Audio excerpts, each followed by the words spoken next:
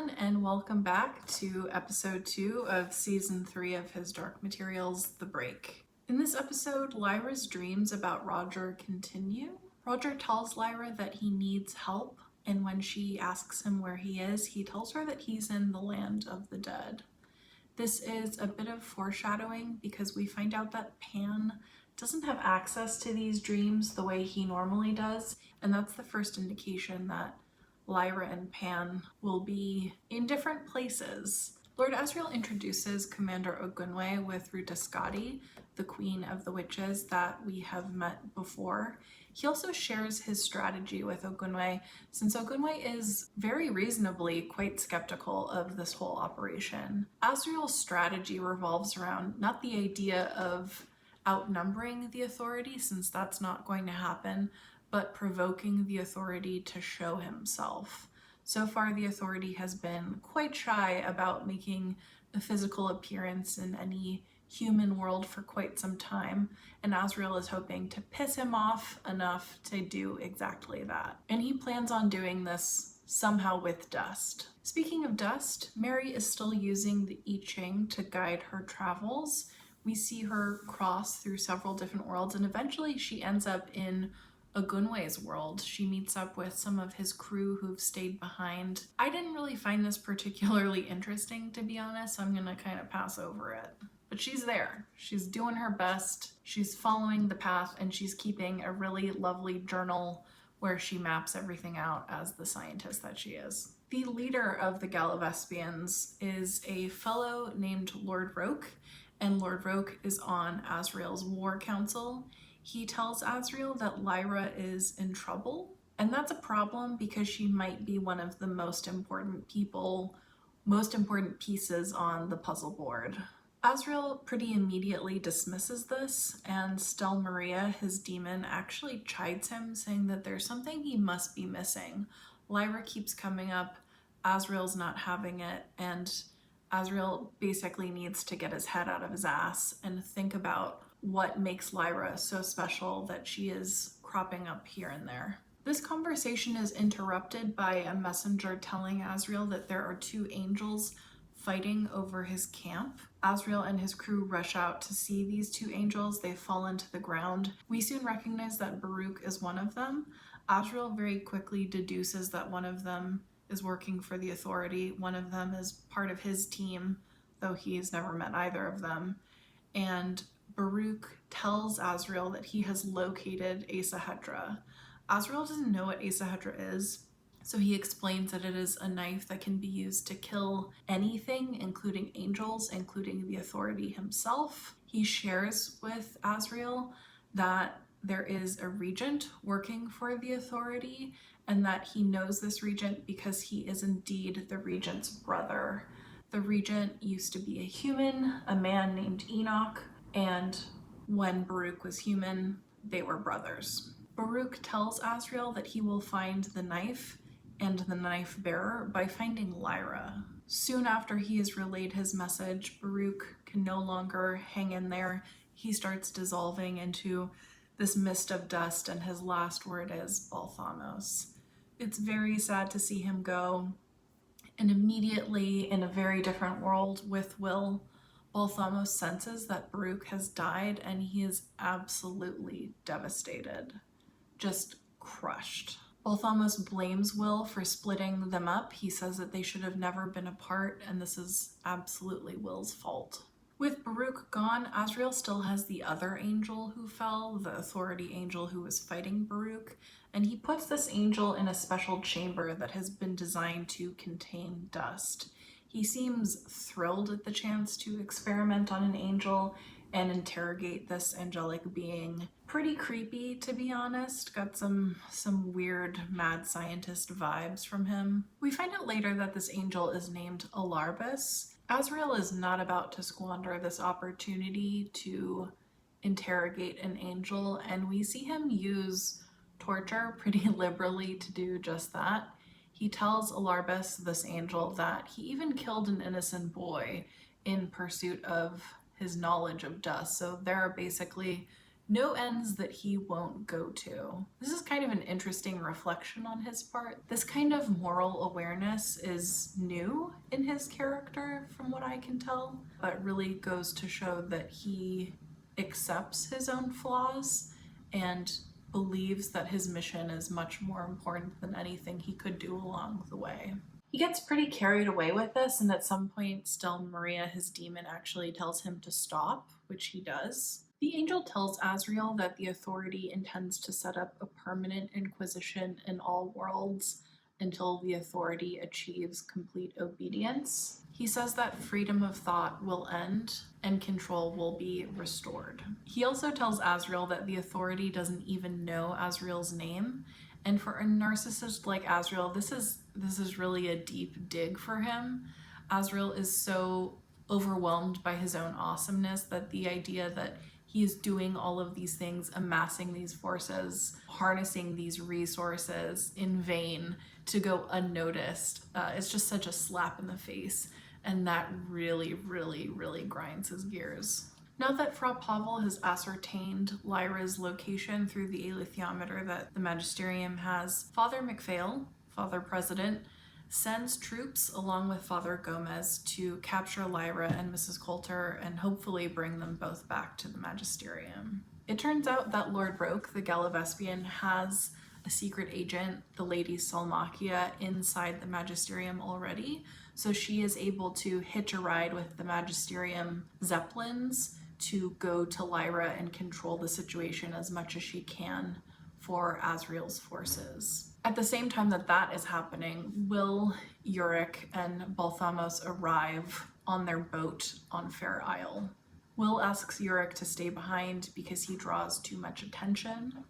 Fair. Shortly after, Will and Balthamos encounter Amma in her garden. Luckily for everyone, Balthamos happens to know sign language and he's able to communicate with Amma for Will.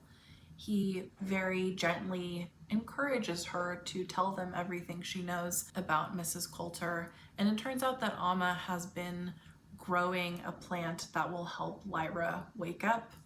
Shout out to plant medicine, I guess. And she is willing to lead Will and Balthamos to where Lyra is. Amma believes that Mrs. Coulter has left the chapel.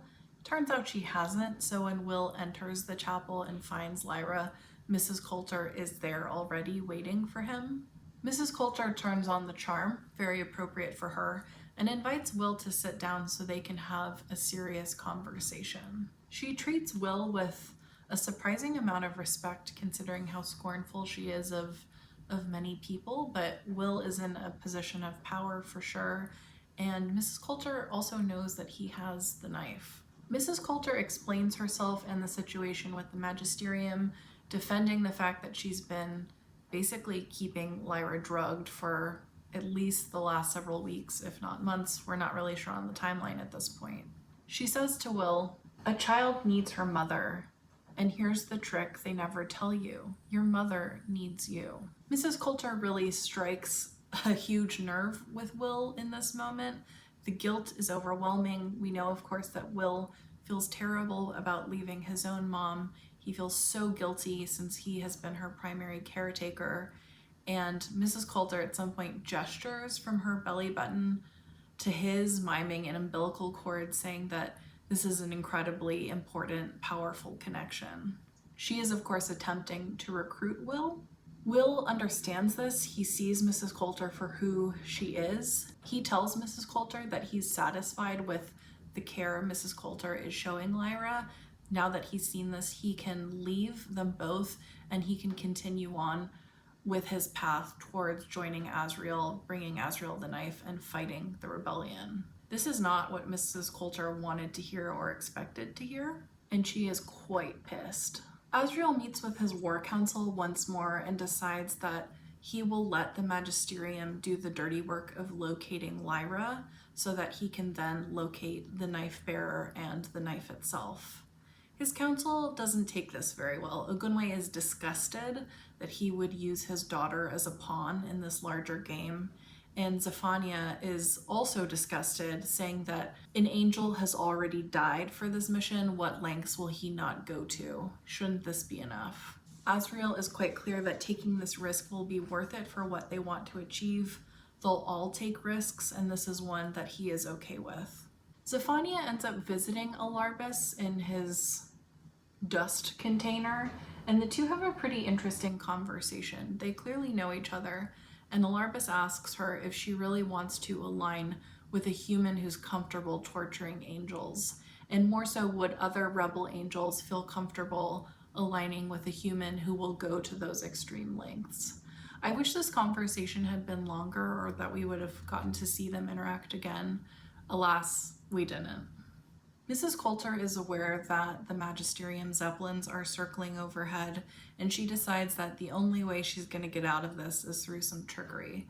So we actually see her find a huge rock. She gives the rock to the golden monkey and she says, "Do your worst."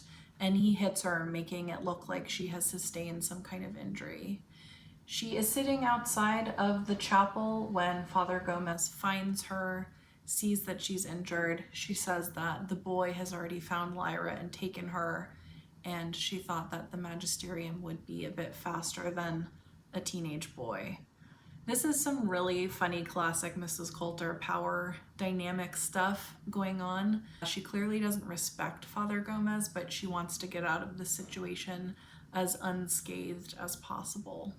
Meanwhile, Will's plan is to rescue Lyra by using the knife like they had attempted to do with Lord Boreal last season. He plans to cut from one world into the chapel, close by to Lyra, bring her out, close the window, and then figure things out once they're back together. Balthamos doesn't really have the heart to participate in this, and he bounces. Asriel gets word from the Galavespians that the Magisterium forces have finally reached their destination, so he hops into his intention craft to head for the chapel on Fair Isle. Father Gomez shows a real curiosity about Mrs. Coulter and some sympathy for her plight.